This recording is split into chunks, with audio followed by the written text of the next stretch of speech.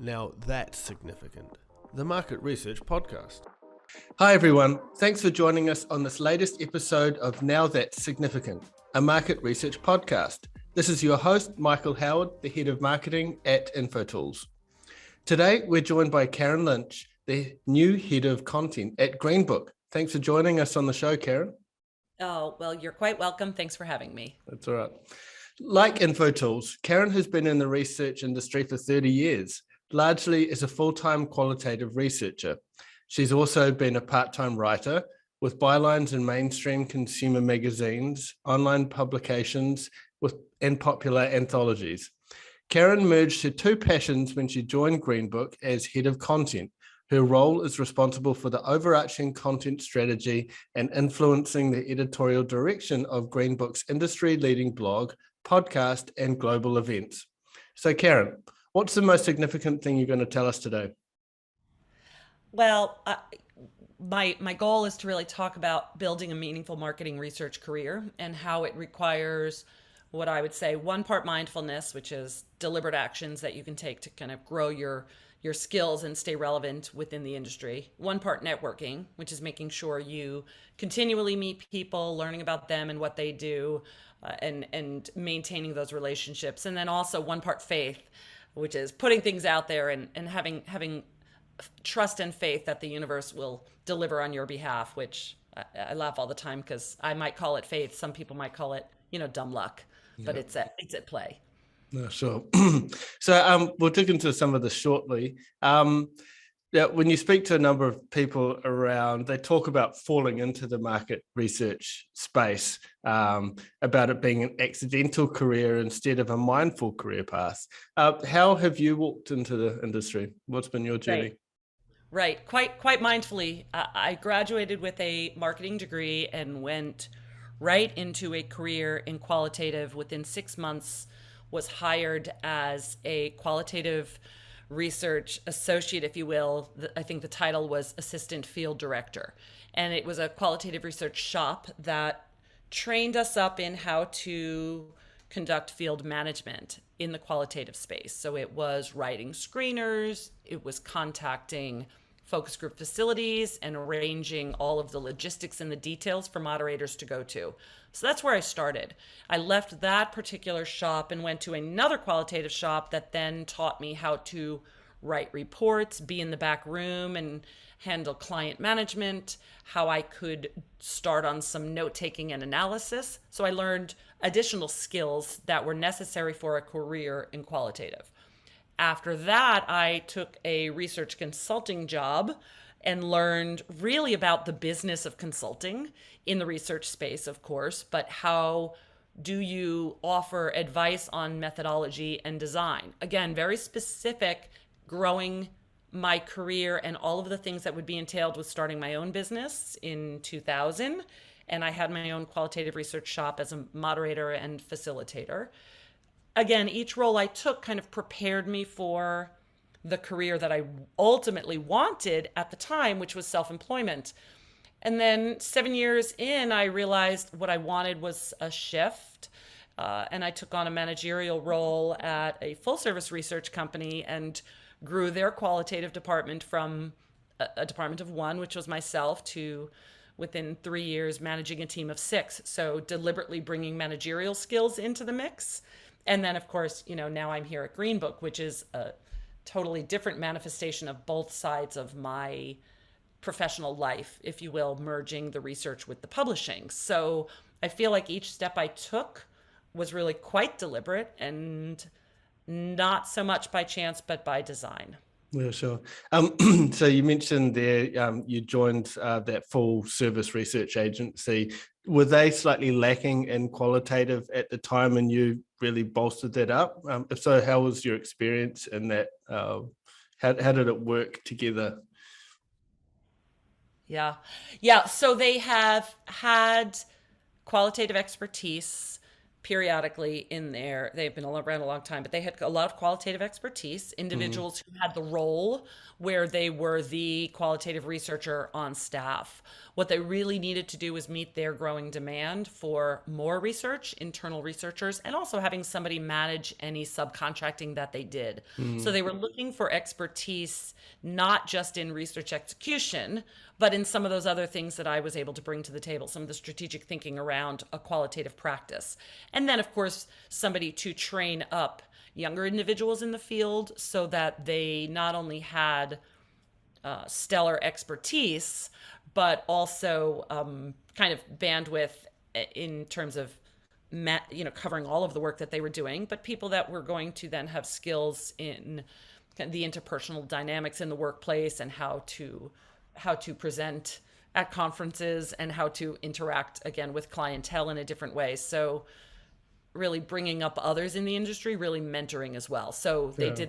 they grew that space, and many of the people, two of the people that I brought in specifically, are still there doing a bang up job for the company. So quite proud of that work, actually. Awesome to hear. So building on this, are there any areas in which you wish you had have been more mindful? I think that as a career qualitative researcher, and there's lots of people who are career qualitative researchers in my network, we tend to stay focused on all things qualitative, growing our skill set and learning all of the different applications and methods and tools and techniques. And we forget that qualitative is only one part of the larger research equation. So I think looking back, if my specialty in qualitative taught me one thing, it's that I would have benefited more from a more holistic view of the industry, in particular the quantitative space. How does it all fit into that puzzle? When I had joined the full service supplier that I was with, there were a lot of hybrid projects. There were a lot of qual components to larger work. There was a lot of analysis of qualitative data within a quantitative study. So I think a broader view of the puzzle piece that was qualitative in a much larger puzzle of research would have been quite beneficial. I still don't know everything there is to know about quantitative methods, so I'm learning quite a bit here at GreenBook, actually, because it's the larger industry that I'm part of Mm. now. I think I would have been a little more versed by design if I could do it differently at this point. Yes, and then you've got other things like neuroscience coming in and other things to keep abreast of as well. Absolutely, Mm. absolutely. So networking was the second part of building a meaningful career in the insights industry. Yeah. Uh, why do you view networking so highly? What is it that is of great importance to a market research? Yeah, I think with networking, we're always looking for relationships, long-term relationships. Um, Getting advice from others is one part of it, kind of learning from one another. I think there are researchers that will recommend you if you have a strong network and you have those solid relationships in place. I remember one project I was brought into, sort of an iconic researcher in this space whose husband had passed away, and they needed a trusted colleague, and I was a name that came up, so I was able to step in and fill some very big shoes because I had a network of individuals that trusted me, and we shared knowledge and experiences together. So I think networking with the emphasis on having strong connections, collaborating with others when possible, a little bit of karma, recommending others for work that you can't do, a little bit of quid pro quo comes into place when you recommend somebody. It often comes back at you.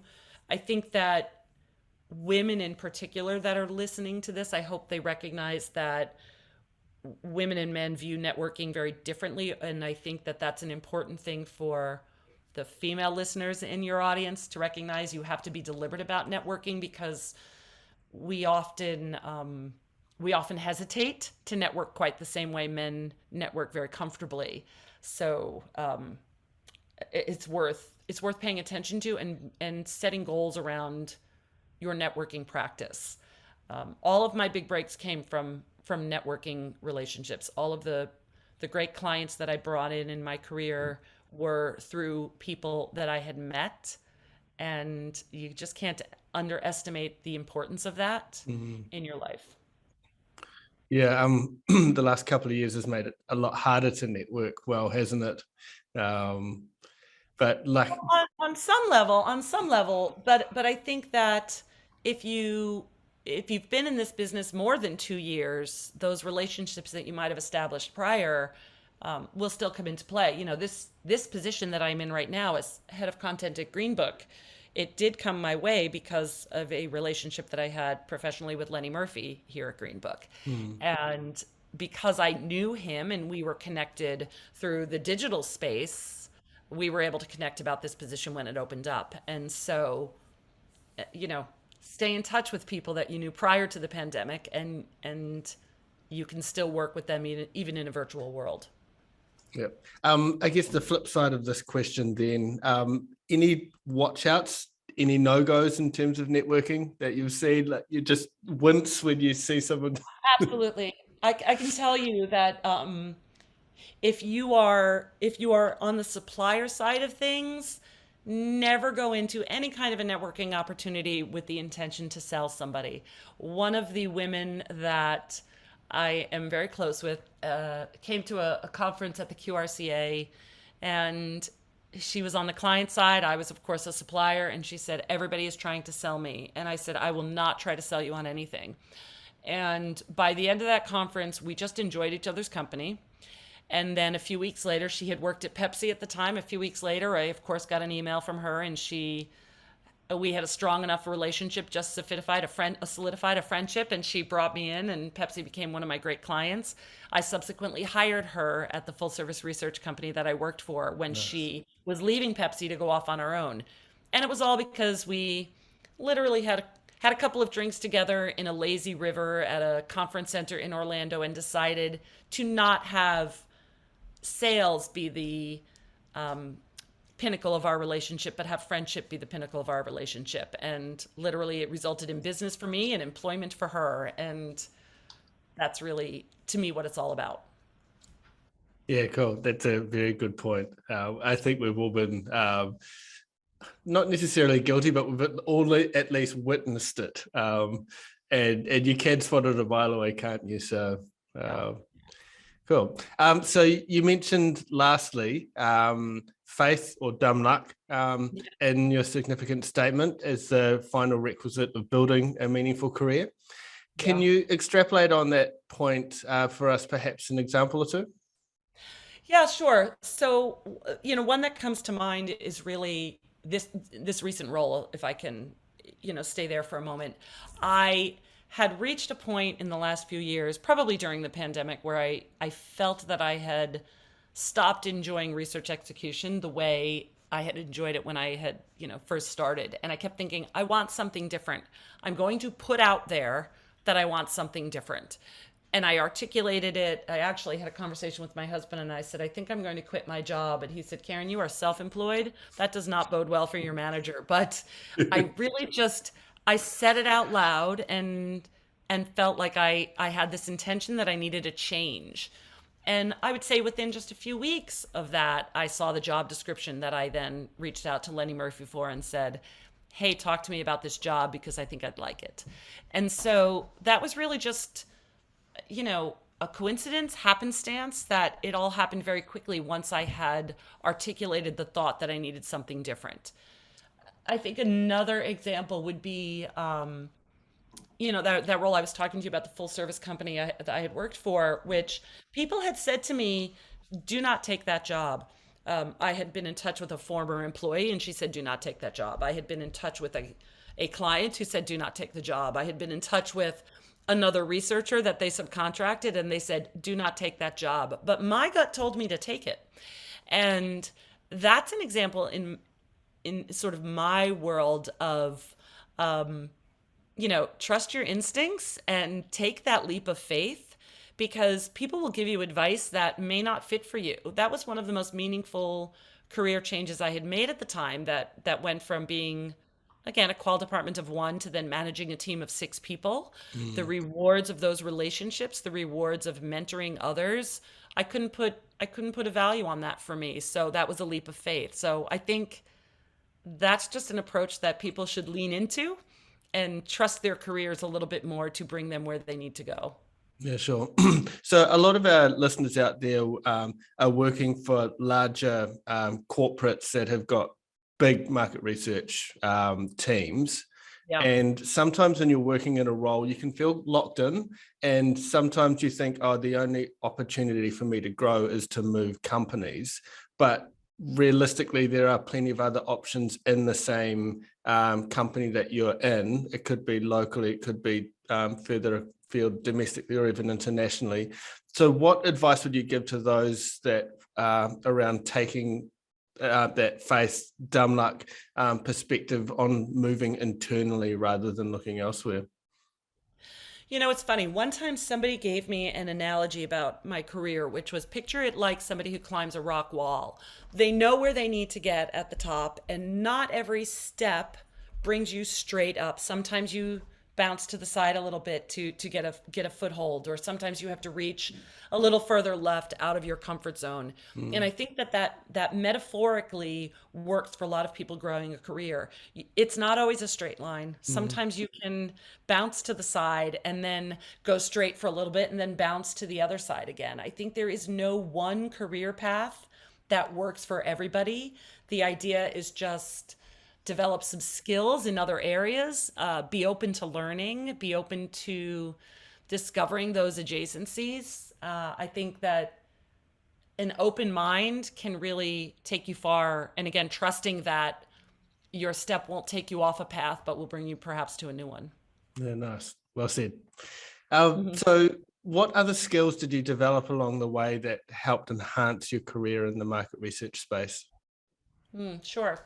So, obviously, we mentioned that I was also in publishing. I always had a penchant for writing and a passion for writing. So, I did blog and I provided content for other companies. So, I wrote for magazines, not just trade journals, although I did write plenty for QRCA Views, for instance, but other mainstream magazines. So, I think writing, if you are of that nature, I think people should publish more often. I think it's a great skill set to have, but also develops thought leadership and positions you as somebody who has something to say that's worth sharing.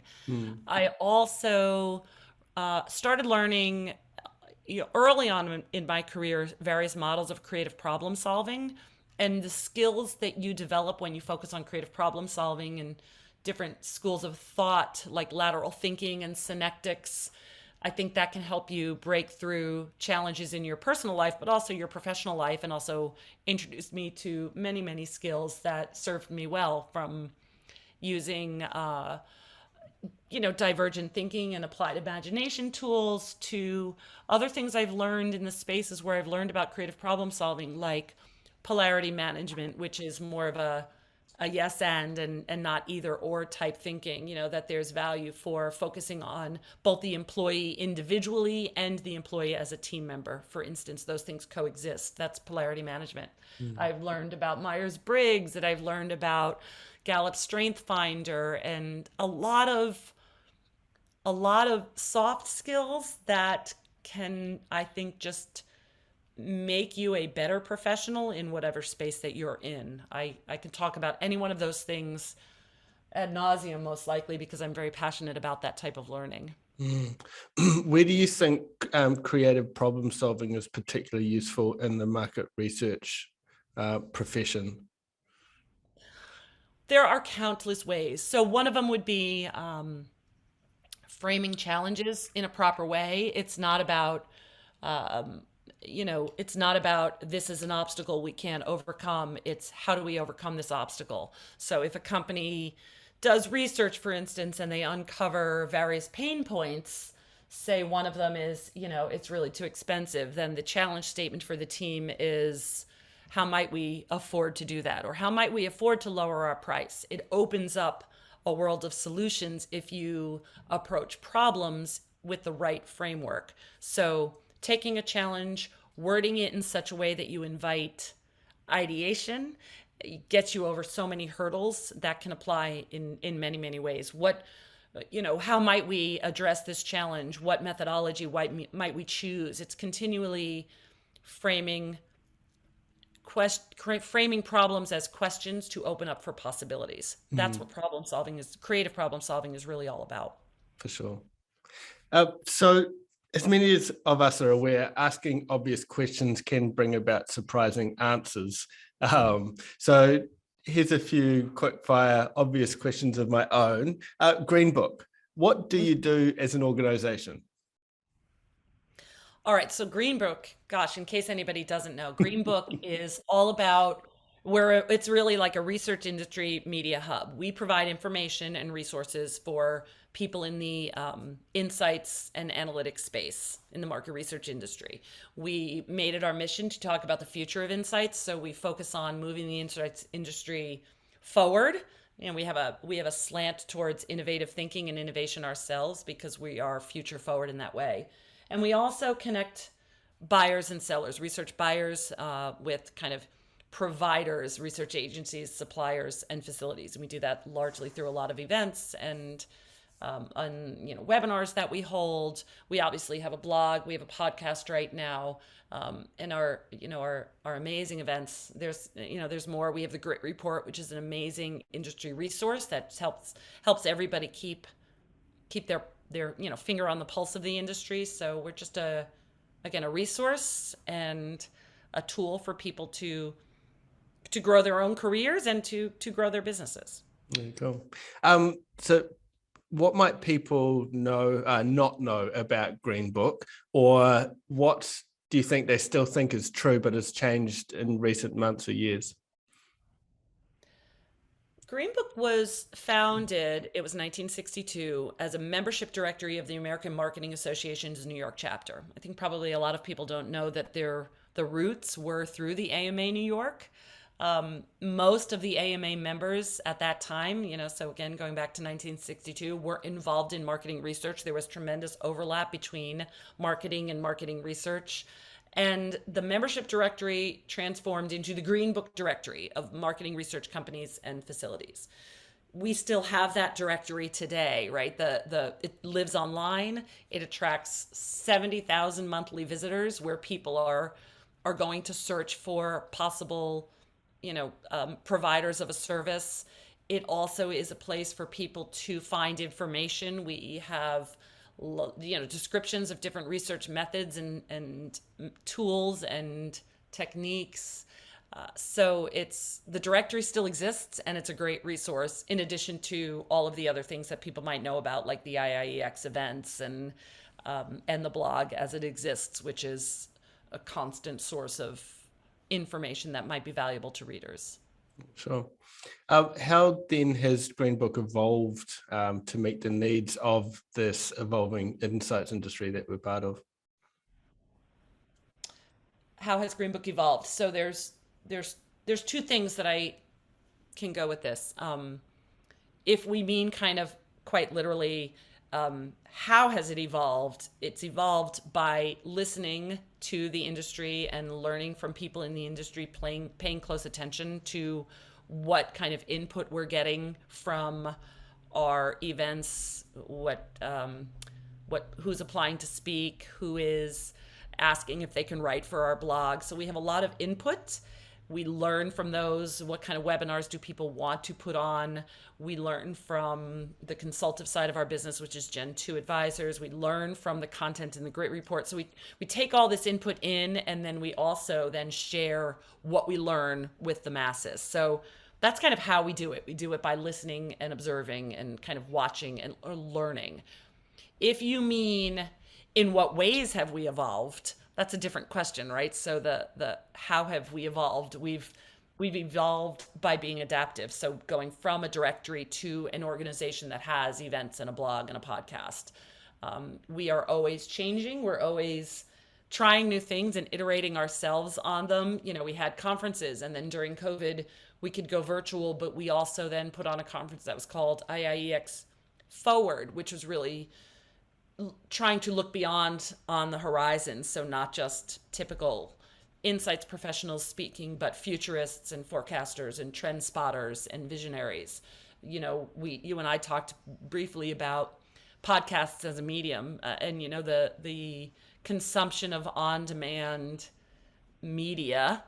And so we're like, all right, we're going to do a podcast too and bring that to our audience if it's something that they're craving. I think that we're probably going to be offering more short form video content because people are choosing to get information in these short bites that they can digest quickly. So that's another way we'll change. So the ways we're evolving are very agile and very flexible, and that's sort of helping us overall adapt to industry needs.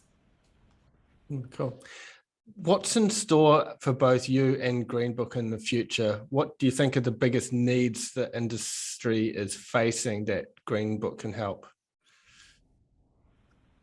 Well, for me in the future, I'm still fairly new to this role. I've been here 2 months, and I will be working in this role for the foreseeable future, as head of content, getting the right content to the right people in the right format at the right time for the right reasons. I'm all about getting that content out. GreenBook's going to keep connecting supply and demand, as we talked about, providing that information and use resources for people, moving the insights industry forward. So GreenBook will keep on keeping on as well. I think for the industry, the biggest need that the industry is facing right now is that we are all, as a people, living through a time of systemic change on so many levels, so many behavioral changes and economic changes and political changes and climate changes. Like, there's changes all around us. So if you look at, the pandemic forcing us to all go virtual, for instance, in our space, we are assessing, what does that mean for the future for us? Will we always have a virtual option? Should we do more virtual?